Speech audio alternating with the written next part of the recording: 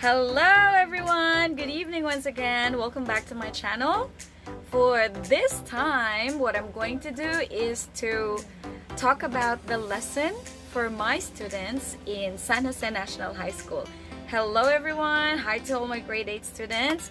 For tonight, I am going to talk about our lesson that you did last Friday. So I assigned you a homework to research about the story of the soul of the great bell and answer some questions. So once again, the topic for tonight is the soul of the great bell. This story is written by Lafcadio Hearn. This is a Chinese story. So we will be able to see a lot of traditions and culture about a traditional Chinese kind of story. So before I will talk about this story, what we're going to study tonight is we will be learning some vocabulary words which are difficult coming from this story. So let me see. There are 8 difficult words that I chose from that story. We will be able to talk about it. We will talk about it for you to know the meanings of these difficult words. When reading a story, it is very hard to understand the content when you do not know the meaning of the words. While I was reading the story, it was quite difficult to understand, so I'm going to try my very best to make it simple for you guys, especially for my students in San Jose National High School. Once again, hello everyone to all the grade 8 students. Shout out to all of you. So let's begin with the vocabulary words. Ang haba ng intro ko. Medyo nakakapagod. Okay, but we'll start with vocabulary words. The first one is the word celestial. So what does the word celestial mean? Upon my search, a word celestial means relating to or inhabiting a divine heaven. In the old English tradition, they actually believe, I'm not sure if they still do until now, but they actually believe in celestials. They have their gods, just like the Greeks. They also have their own gods. Anything that's related to a divine heaven, yes, we can call it celestial. We can call extraterrestrial beings as so I will give you the meaning of the word celestial. The word celestial is primarily used to describe things that have to do with heavens, such as angels, spirits, stars, and planets. It does not come from the word meaning, God or soul, but from a Latin word for sky. So sky, which is the Latin term, is celestis. I'm actually looking at my note right now. If you can see me, I'm looking at something, so that's my note. So again, it's from a Latin term, celestis, which also gave rise to the word which is ceiling. Ceiling is on the top, right? So it's a sky, ceiling, and they came up with this word celestial. So in this story, some of the characters were celestial. We will get to know about it later. I'll give you a summary, but first, again, we will talk about these difficult words. So again, celestial is related to a divine heaven up there in the sky. Spirits, angels, stars, planets, anything that's above us, we can call it celestial. Okay? So next, let's talk about the word li. Li is a Chinese word. A li is a unit of distance in Chinese. It is known as the Chinese mile. So it's for a distance, like when you're driving a car, you go through a mile. So they call it li in Chinese. Okay, li. That's how they call it. I have an example from the story, The Soul of the Great Bell. The sound of the bell made by Kuan Yu reaches about 100 li. So like I said, 100 li is equivalent to 100 miles. That's quite far, right? It is far, I think. So li mile. Okay, so later on I mentioned about Kuan Yu. He's also one of the characters from this story. Next, let's talk about the word cunning. Cunning, what is cunning? Cunning is to show inventiveness and skill in doing something. If I say I am a cunning teacher, it means I'm very good at being a teacher. I am skillful as a teacher. So, okay, I'll give you an example again. Kuan Yu, okay, same character I mentioned a while ago. Kuan Yu called all the cunning bellsmiths to begin the labor in the foundry. So here's again another difficult word you might not know the meaning. Bellsmith and foundry. We'll study more of that a little bit. So again, cunning, skillful, inventiveness. Next is the word bellsmith. What is a bellsmith? Who is a bellsmith? A bellsmith is someone who forges or smiths the bell ends. So they are good at making this bell that we're talking about, soul of the great bell. Okay, blacksmith, they make it. They make the bell ends. That's their job. They are people. Bellsmith. Got it? Okay, next is the word foundry. What's a foundry? A foundry is a factory where metal castings are produced. Metal castings are produced. So example, the bellsmiths started making the bell in the foundry. I hope that's clear to you. Okay? The bellsmiths started making the bell in the foundry. I mentioned a while ago, bellsmiths are these people working at the end of the, working on bell ends. Next, leaped. This is kind of easy. When we say leap, it means to jump. Okay, to jump. So that's the meaning. Example, Kongai. Kongai is another character from the story. Kongai leaped into the white flood of metal lava. Kongai leaped into the white flood of metal lava. I think the story goes interesting as I give you some examples related to the story. Okay, here we go. We're done with all the vocabulary words. Please remember all those. One more time, let's review. Celestial, Lee, cunning, bellsmiths, foundry, and leaped. Oh, there are just 6. I thought it was 8. I think it's because of the numbering in my word copy here.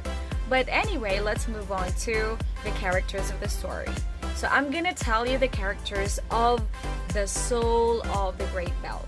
So for the celestials, I told you a while ago, it is all about the human beings up in the sky, or planets, or anything that's above us. The first 2 characters are the celestial beings. Okay, so it means they're like the gods in this kind of story. They're the gods of these people living in China. So their names are August and Yonglu. So there. Next character, we have Kuan Yu. I mentioned you about Kuan Yu. He is Kongai's father. And Kongai is the daughter, of course, of Kuan Yu. Kuan Yu is, in the summary later, I will tell you about his character. Okay? And Kongai is his daughter. Kongai is the main character. She is the virgin maiden daughter of Kuan Yu, who leaped into the melted metal and lava to sacrifice herself for her father. So later on, we will find out why she sacrificed herself for his father. Also, the character in the story, another character in the story is the astrologer. So we have an astrologer. You know, in a Chinese culture, it's very common. Astrology signs are very common. They have this yin yang, and I heard when they would build houses, they have to get someone to check the position of their house, which one is lucky, which one would be unlucky. I don't know, I forgot that, but yes, I heard that's the typical Korean, Chinese culture. I just love Korea so much. I even mentioned Korea in this lesson because I'm learning Korean these days, how to speak Korean. So mianeo. I'm sorry. Okay, next, after the astrologer, we also have Kongai's maid. In this story, she was called the waiting woman. So she always accompanied Kongai. She's like the servant. Because Kwon Yu, Kongai's father, has this highest position in the city during that time in the story. Kwon Yu is the father, like I said, the highest official in the city. Okay, so I hope you remember all the characters. Let's move on to the summary of the story. What I'm gonna do is I will just read you the story. The summary of the story. I tried my best to make it short, so please listen carefully. Once again, the title of the story is The Soul of the Great Bell. Sorry about that. I'm so full, maybe, so I was like burping. Okay, so once again, I'm gonna read the summary of the story now. In the city of Peking, there lived a beautiful maiden named Kongai, with her father, a highest official in the city with the name Kuan Yu. The Celestials ordered her father to make a great bell. Therefore, he called the master molders and renowned cunning bellsmiths to begin the labor in the foundry. But when the metal had been cast, it was discovered that the result was void of worth. Okay, for the metals had rebelled one against the other, therefore the molds had to be once more prepared. It means it did not work. The Celestials ordered Kuan Yu to make a bell, okay, but it did not work. Yes, it did not melt. They failed in making the bell. Unfortunately, the metal remelted after the second try, and all the work tediously and toilsomely repeated. When the son of Celestial August heard about it, he was very angry and told Kuan Yu, Kongai's father, that another failure will cost his life. When Kongai heard about it, she feared for the life of her father. So what she did was she consulted an astrologer and asked for help. The astrologer said the great bell the astrologer said that only the blood of a virgin mixed with the metals in their fusion is the only solution for the great bell to be made. So Kongai returned home sorrowful at heart, but she kept secret all that she had heard from the astrologer and told no one what she had done. At last came the awful day when the third and the last effort to cast the great bell was to be made. And Kongai, together with her waiting woman, accompanied her father to the foundry, and they took their places upon the platform.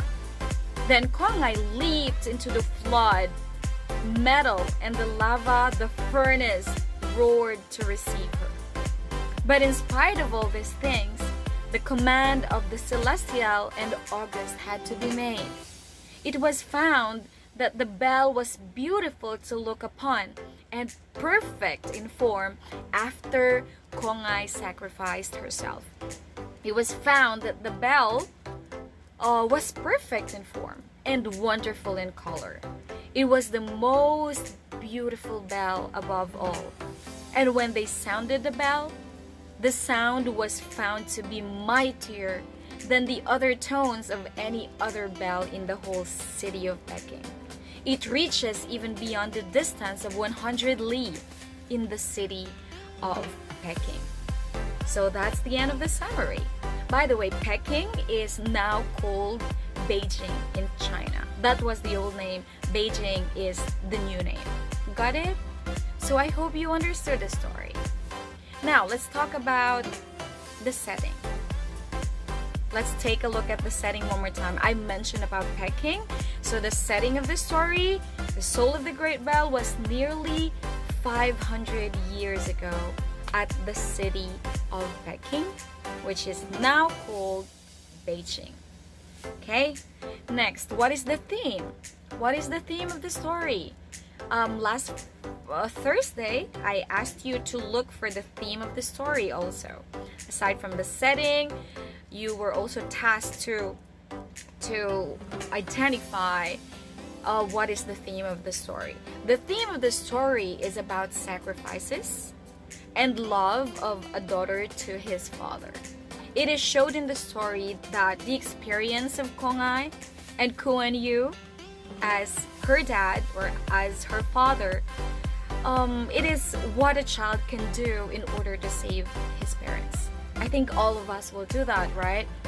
Even nowadays, I mean, this story happened like a long time ago, but I think these days, if that's gonna happen, like me, I think I'm also gonna do it. I will do it for my dad eventually. So there. After that, of course, after knowing the theme of the story, it's important to know the moral that we can get from the story. What lesson? Why are we studying this? You know, it's very important to know that we are not studying these literature coming from other countries, but it's nice to know about all these stories, but of course it will definitely teach you a lesson. So again, what's the lesson of this story? As students, a lesson that we can get from the story is, like I said, can be compared to the present days. The love of children to the parents, it is incomparable. Our parents make a lot of sacrifices for us and to have a better future. They send us to school, they work hard just to be able to give us a brighter future. So what can we do? What can you do as a student, as grade 8 students? Of course, what you can do is, I think you know the answer, study hard. In return, that's all you can do. Study hard, do your best, show them that you're doing your best in school, and I think they will surely appreciate it. So the sacrifice of a mother to the parent can be somehow given back by the student, I mean the children as well. Like I said, you as students, you are the children. Do something for your parents. Show them that you're sacrificing too. I know it's not that difficult to study hard as compared to sacrificing yourself, leaping into that molded and melted metal just to be made a bell. See? So I hope you guys appreciate the story, and I hope you will, you know, bring this lesson and have this lesson forever in your life. Do not ever forget it. Love your parents. If they sacrifice for you, sacrifice for them as well. So thanks for listening. That's all, and thank you again. I hope you will also support my channel. So please visit my channel and click subscribe. Thank you so much and have a great evening. Goodbye everyone.